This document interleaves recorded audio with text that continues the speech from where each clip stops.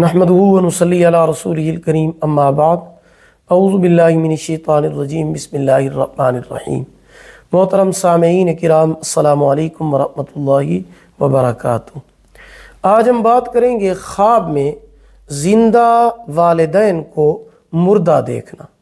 माँ को या बाप को वो ज़िंदा है लेकिन ख्वाब में मुर्दा देखता है तो इसकी ताबीर क्या होगी। इसकी मुख्तलिफ़ सूरतें हैं और उनकी मुख्तलिफ़ ताबीरें हैं। अगर कोई इंसान मर्द या औरत ख्वाब में अपने ज़िंदा माँ को या बाप को मुर्दा देखता है तो ये उनकी लंबी उम्र होने की अलामत है। यानी माँ को मुर्दा देखता है तो माँ की लंबी उम्र होने की अलामत है। अगर बाप को मुर्दा देखा है तो ये बाप की लंबी उम्र होने की अलामत है। लेकिन ये ख्वाब देखने वाले के लिए अच्छा नहीं है। अगर ख्वाब देखने वाला ज़िंदा वालिदैन को मुर्दा देखता है तो ये ख्वाब देखने वाले के लिए ख्वाब अच्छा नहीं है। उसके इज़्ज़त व मर्तबे में नुकसान होने की अलामत है, उसके बख्त में नुकसान की अलामत है।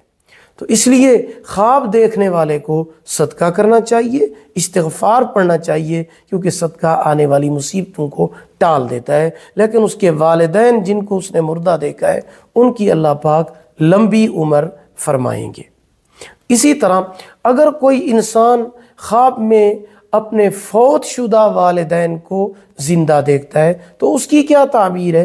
हज़रत इब्राहीम करमानी जो कि माहिर ताबीर हैं वो फरमाते हैं कि अगर कोई मर्द या औरत ख्वाब में अपने फौत शुदा वालिदैन को ज़िंदा देखता है, खुश देखता है, पाकीज़ा लिबास में देखता है तो दलील है कि माल व दौलत, इकबाल और बख्त पाने की अलामत है। जो भी वो काम करेगा वो नेकी और खैर के साथ अल्लाह पाक उसको पूरा फरमाएंगे।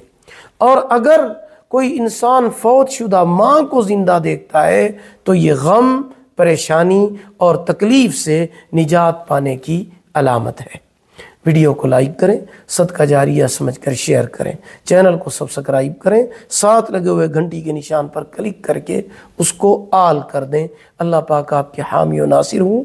आखिर दावाना अनिल हम्दुलिल्लाहि रब्बिल आलमीन।